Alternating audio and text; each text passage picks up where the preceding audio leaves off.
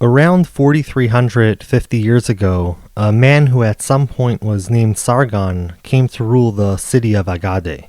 His name Sargon is actually Saru-kin in Akkadian and is derived from two words, Saru and Kinum, the former meaning king and the latter meaning to confirm or to establish. If this wasn't his birth name, perhaps his naming came to be in the face of a need to state himself as the rightful ruler. Unlike many earlier Mesopotamian rulers, as well as many later rulers to come, Sargon's name would be remembered, and a Sumerian legend had it that he had initially been the cupbearer for King Ur-Zababa, and an Assyrian legend known from over 1500 years after his reign had it that he was the illegitimate son of a priestess. Whatever the truth of Sargon's origin and how he came to be the king, as best Sargon could tell, he was given rule by the gods, and they didn't just want him to rule Akkad. He was to be the king of the universe. His limited conception of the universe aside, he did indeed come to unify like no prior ruler, fancied the first ruler of an empire in the eyes of many, and all of this happened, in the eyes of Sargon anyway, as attested to in copies of his inscriptions from the Old Babylonian period, because the real ruler of the land, the god Enlil, decided that the Sargon he would give no rival.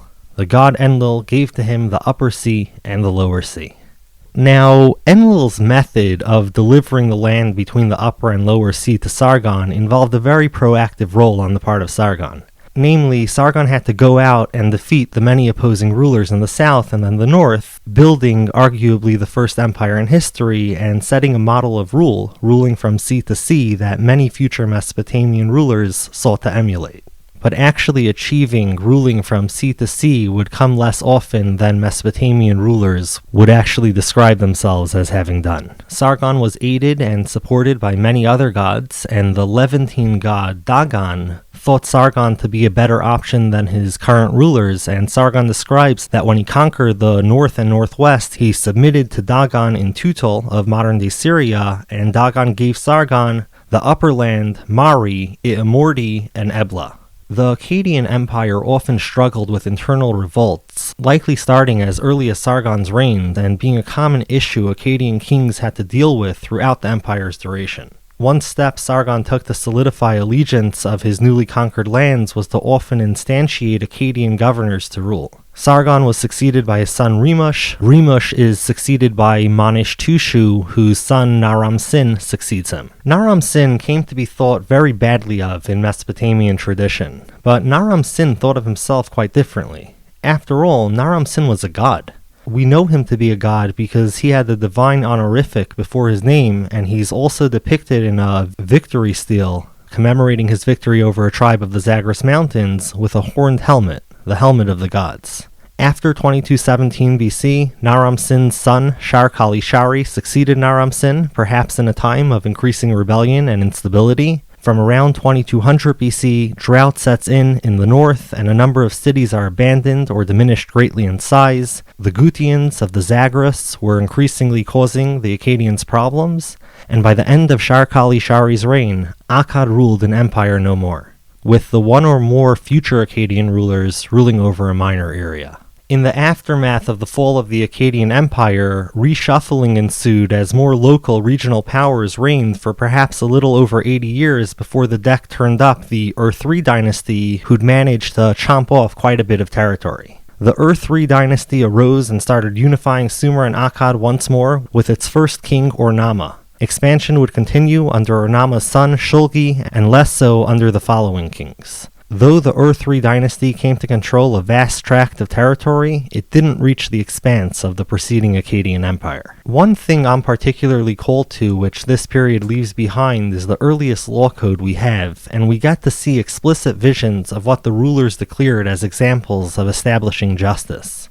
Though this text is named after Ur-Namma, some details in the prologue seem to have occurred under the reign of Ur-Namma's son and successor, Shulgi. Either way, from either the reign of Ur-Namma or Shulgi comes the first law code in history, the Code of Ur-Namma. After listing numerous accomplishments, including establishing freedom for the people of Sumer and Akkad and standardizing weights, the prologue closes with, "I eliminated enmity, violence, and cries for justice. I established justice in the land." This is followed by the words, at that time, and then a list of the ways in which he made his system just. At that time, if a man commits a homicide, they shall kill that man.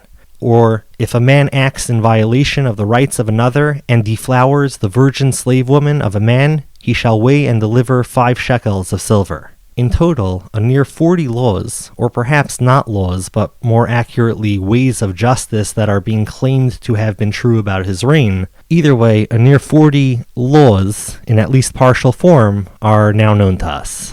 Ur-Namma also started construction on the great Ziggurat of Ur, which was completed by his son Shulgi. Shulgi succeeded Ur-Namma and ruled from around 2094 to 2046 BC, and in the 23rd year of his reign he formally announced that he was a god.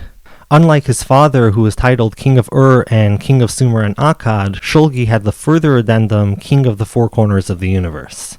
Shulgi was succeeded by Naram Sin, who was then followed by Shu-Sin, and the Ur III Dynasty is starting to see increasingly serious trouble with the Amorites.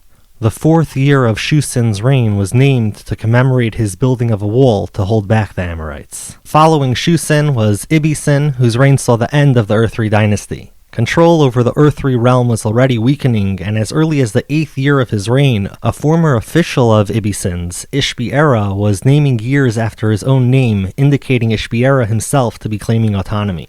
The death blow to the Ur III Dynasty came from the east, from the Elamites, who first took over Susa before turning their sights to Ur and capturing Ibbi-Sin around 2004 BC. Shortly thereafter was written the Lament of Ur, in which we see a religious take on the destruction wrought by the Elamites, with Ningal, wife of Sin, first pleading to An and Enlil not to destroy her city. I verily clasped legs, laid hold of arms, truly I shed my tears before An, truly I made supplication, I myself before Enlil. May my city not be ravaged, I said to them, may Ur not be ravaged. But alas, the gods didn't listen, and Ur's gods are described abandoning their temples. Ninlil has abandoned that house, the key Ur, and has let the breezes haunt her sheepfold. The queen of Kesh has abandoned it, and has let the breezes haunt her sheepfold. Ninmah has abandoned that house Kesh, and has let the breezes haunt her sheepfold.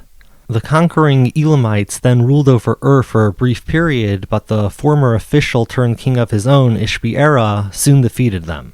But with the fall to the Elamites, the great expansive Ur III Dynasty had fallen, and new regional powers emerged. The new political entities that emerged in the aftermath of Ur III's fall saw many Amorite kings, the people the Ur III Dynasty was concerned with keeping out.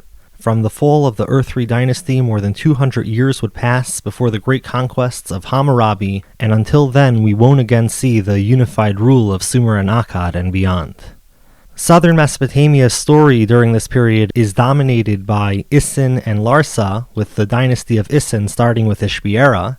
Old Babylonian-era scribal copies bring us a law code from the 5th king of the Isin dynasty, Lipit-Ishtar. Moving up north, we have Eshnunna, for which we also have a law code.